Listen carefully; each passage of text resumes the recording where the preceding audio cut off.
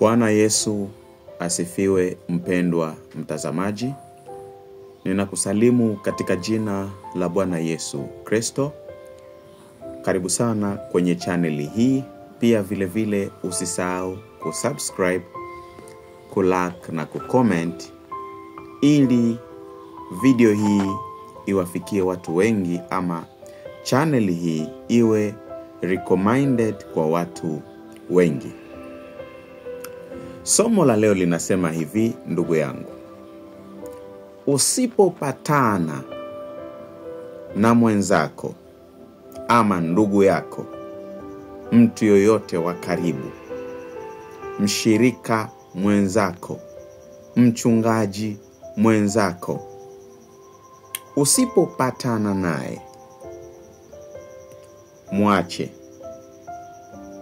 muache, kwa sababu kupatana kunaleta muunganiko. Kupatana kunaleta upendo. Kupatana kunaleta kutembea sawa.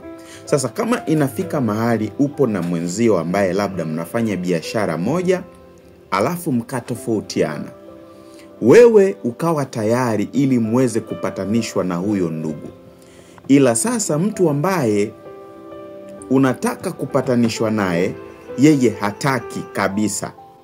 Unaona dhamira yake sio nzuri, hayupo tayari kupatana na wewe, labda kuombana msamaha ama kuendelea kushirikiana tena kama zamani. Basi cha msingi na kitu bora katika yote ni kumwacha, kwa sababu anayeleta ushirika kati ya watu wawili, anayepatanisha watu wawili, si mwingine, ni Mungu peke yake. Sasa kama kunakuwa na utofauti kati ya watu wawili, hampatani, mmejaribu kukaa chini, bado mapatano yanakuwa hayapo kabisa, yamepotea, yamesafiri, tena mapatano hayo ama upendo huo hauonekani kama utarudia tena, ni bora kila mtu akaenda kufanya ya kwake, kwa sababu katika mambo haya ndiko kunakoibuka mambo mengi ya kuuana, kuwekeana sumu, kufanyiana vitendo vya ajabu, kutekana na mambo mengine. Ni bora kumove on katika kila kitu ambacho kimeshindikana, kwa sababu hakuna ambacho mwanadamu anaweza kufanya kisiwe kimebeba kusudi la Mungu. Kwa hiyo kila jambo linakuwa limetokea ama linatokea kwa kusudi maalum. Kuna baadhi ya vitu ambavyo nitataka tusome hapa kwa ajili ya somo hili la leo ambalo linahusiana na habari ya kupatana. Biblia inasema hivi katika kitabu kile ni cha Amosi 3:3, inasema hivi: je, watu wawili waweza kutembea pamoja wasipokuwa wamepatana? Je, simba atanguruma mwituni asipokuwa na mawindo? Mwana simba atalia pangoni mwake ikiwa hakupata kitu.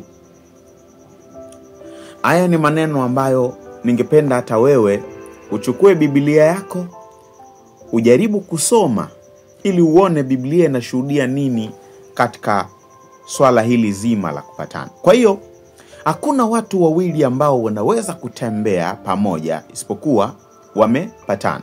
Lakini pia kuna kupatana ambako kuna unafiki ndani yake. Unakuta mtu anakubali kupatana na mtu, kushirikiana na mtu, kutembea na mtu, kumbe kuna mambo mengine ambayo ameabeba, yapo kinyume na kuonekana kupatana ambako kunaonekana katika jamii kama kupatana kwa nia njema na kwenye kuleta furaha na taswira nzuri ya upendo. Kwa huko kupatana kwa unafiki ni kubaya, kunaleta mambo mabaya. Kwa cha msingi ni kwamba kama tofauti yoyote imetokea kati ya watu wawili, watatu, wanne, watano, basi fanyeni kupatana. Na kama imeshindikana, kila mmoja afanye ya kwake. Especially nimeshuhudia ugomvi mwingi sana wa kiimani. Unakuta watu wawili walianza mwanzoni wakionekana kuwa wanamtumikia Mungu mmoja, lakini at the end of the day unakuja kukuta kwamba hakuna mapatano kati yao. Kuna roho ya tamaa imeingia ndani yao. Kuna roho ya madaraka imeingia ndani yao. Kila mmoja anataka aonekane yeye ndiye mwenye madaraka. Kila mmoja anataka aonekane yeye ndiye anayeweza zidi ya mwingine. Kila mmoja yeye ndiye anataka kuwa hawe juu ya mtu mwingine. Basi kuna leta kutokupatana kati ya hawa watu wawili, watatu, wanne, ama kati ya taasisi hii. Nini kifanyike? Ni bora kujitenga kama hakutakuwa na njia ya kupatana. Kama hakutakuwa na njia yenye kuleta usawa na maelewano, watu waliokosana waelewe kile ambacho kilichowafanya wapatane awali. Nadhani unanielewa ninachotaka kusema, kwamba kinacholeta kuvunjika kwa mahusiano mengi ni kutokuelewana. Kutokuelewana manake kukosa nia moja ya lengo. Manake hawa watu wawili hawalengi lango moja tena. Kama hawa watu wawili itatokea walengi lango moja tena, kila moja analenga lango lake, lazima kutakuwa na kutofautiana. Bwana Yesu asifiwe. Kama nafasi nzuri ya kupatana ikitokea na hipo, basi usisite kupatana na mwenzio.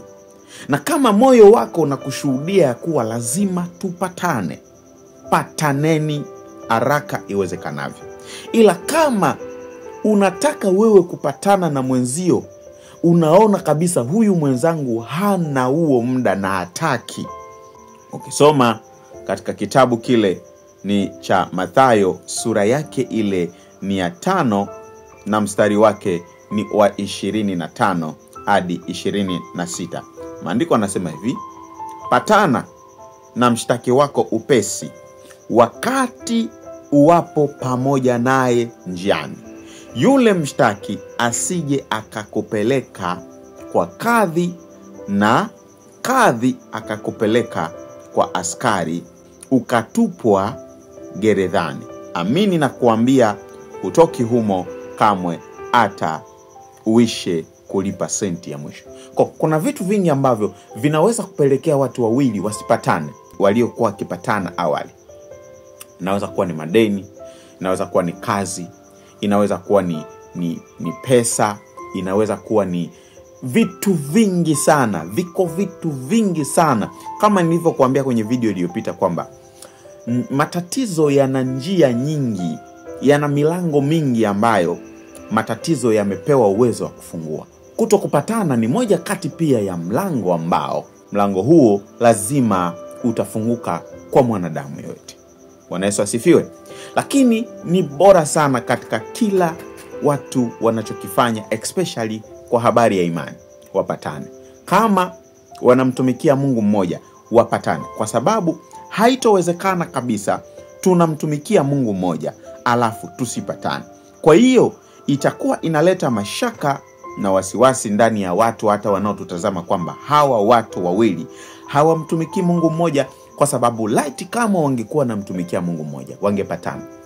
Mungu mmoja anayetumikiwa huleta upatanisho kwa wale wanaomtumikia katika roho na kweli. Wale wanaomtumikia katika roho na kweli lazima watapatana, kwa sababu wanalenga lango moja. Ila wasiomtumikia katika roho na kweli hawatopatana, kwa sababu sio roho ya kweli inayowaongoza.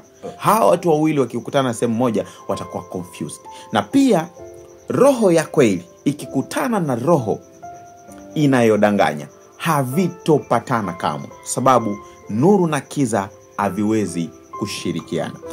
Ninakupa details za namna watu wanaweza kutofautiana katika njia zote wasipatane. Lakini njia ya msingi na bora, kama imeshindikana, ni bora kila mtu akachukua njia yake, kwa sababu huko mbeleni watauana. Kwa sababu kutokupatana kunaleta fitina, kunaleta chuki, kunaleta mauaji, kunaleta vitu vingi sana. Na kupatana kuna upendo ndani yake, kuna kuchukuliana, kuna kuvumiliana, kuna kuelewana, kuna kurejesha kile kilichopotea, kuna kujenga, huko ndiko kupatana misingi yake, na matunda ya kupatana yanakuwa kama hivyo. Kwa hiyo ukisoma katika kitabu kile ni cha Mathayo sura ile ni ya 18 mstari wake wa 19, maandiko yanasema hivi: tena nawaambia ya kwamba wawili wenu watakapopatana duniani katika jambo lolote watakalo liomba, watafanyiwa na Baba yangu aliye mbinguni. Kwa kuwa walipo wawili watatu wamekusanyika kwa jina langu, nami nipo katikati yao. Kwa hiyo kama tayari kuna kuwa na kutofautiana, watu wanashindwa kukusanyika pamoja kwa ajili ama kwa jina la Yesu Kristo, manake tayari hapo kuna kuvunjika, kuna kusambaratika kwa kile ambacho kilichokuwepo mwanzo. Basi cha msingi ni kitu gani? Ni kumwangalia mtu ambaye unayetaka kupatana naye. Je, yupo tayari kupatana ama yupo tayari kujenga? Tuweke yale matatizo yote ambayo ni matatizo mezani, ili tuyafute, tumtumikie Mungu kama kweli tunamtumikia Mungu wa kweli. Lakini kama watu hawamtumikii Mungu wa kweli, kupatana hakuto kuwepo. Lakini yote na yote ni kwamba Yesu anasema kwamba watakaokaa chini na kupatana, ama wanaozungumza neno lake, wanaokusanyika kwa ajili ya neno lake, anakuwa yupo katikati yao.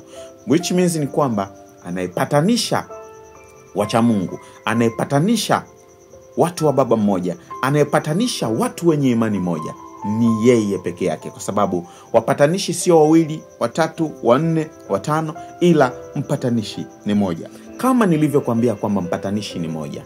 Kwa hiyo kama watu watapatana kwa habari ya neno la Mungu, basi aliyewapatanisha ni Yesu Kristo, ambaye ndiye mpatanishi pekee anayeweza kuwapatanisha watu wake kwa ajili ya neno lake. Kishaona watu wawili wanakuambia wana imani sijui nini, wanamtumikia Mungu moja, hawapatani, tayari hapo kuna vitu viwili. Kuna vitu viwili, manake kuna roho ya kweli na roho ya uongo. Roho ya ukweli na ya uongo haviwezi kukaa pamoja.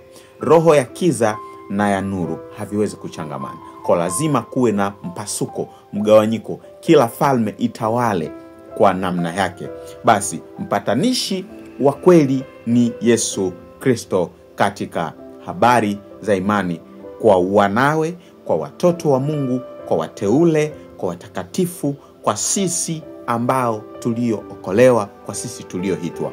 Maandiko yanasema katika kitabu kile cha Timotheo wa kwanza sura ile ni ya 2 mstari wake ni wa 5.